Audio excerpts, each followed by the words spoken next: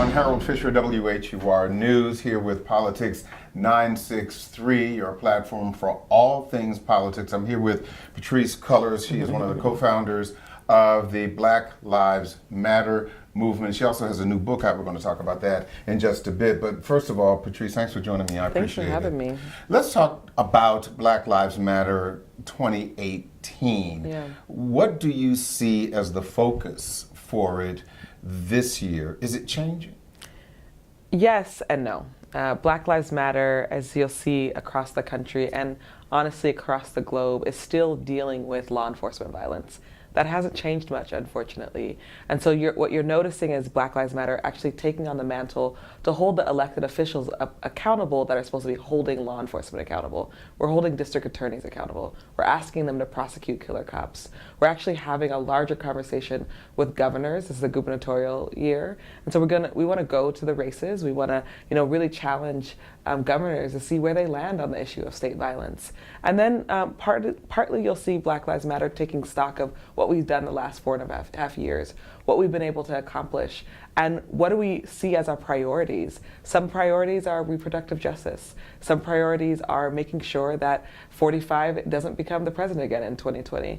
And other priorities are building out a truly authentic electoral platform that can absolutely build Black power. How do you get your peers, the next generation of social justice activists, to be more active in this, particularly when we are in a political climate that appears to be even less sympathetic to Black Lives Matter issues? Oh, yes.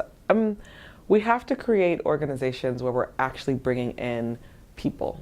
We can't just be the gatekeepers to our organizations. I think we live in a moment where social media is kind of the way that we understand activism, and that's not the only way. You can be an activist by being an organizer like I am, which is building out Black institutions in particular, sometimes multiracial institutions, and then asking people to join them, asking people to find their lane and be a part of it. And I think, part of Black Lives Matter is also reaching out to young people, asking young people to be a part of the movement. And in a lot of our chapters across the country, we have youth chapters as well.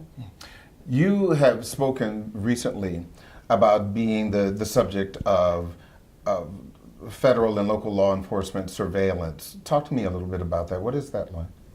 What's it like? Mm-hmm. It's scary. And it's and what also, happened? Well, I think, a few things have happened.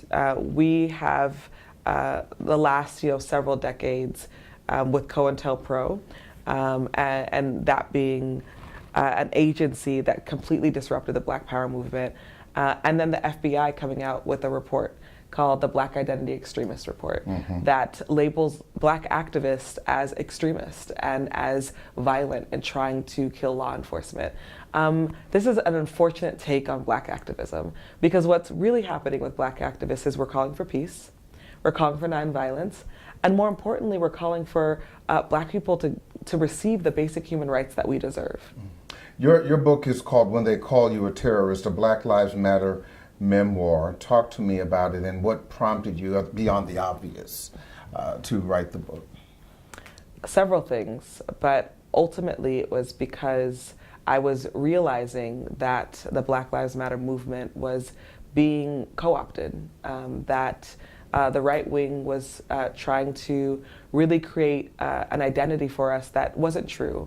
And by the time 2016 hit, and we realized that we were going to usher in Donald Trump as the next president, I called up one of my good friends and said, I've been asked to write a book. Do you think I should do it? She said, she encouraged me. She told me to call Asha Bendeli, who I've been close friends with and who's been a mentor of mine for years.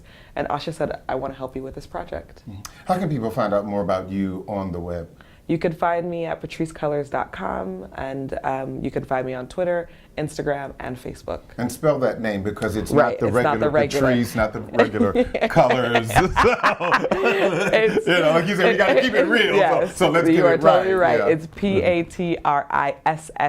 Last name is Cullors.com, and you can see all my social media profiles on my website. Good luck to you, and thank you so much for what you're doing, and congratulations on the baby and Thank all you. of that stuff, mother and the whole bit. So Patrisse Cullors, thank you so much. Thank you for having me. I really appreciate it. And thank you for watching Politics 963. You can find us on all of our social media platforms on WHUR.com, on Facebook, Twitter, and Instagram. I'll see you on the radio next time. I'm Harold Fisher.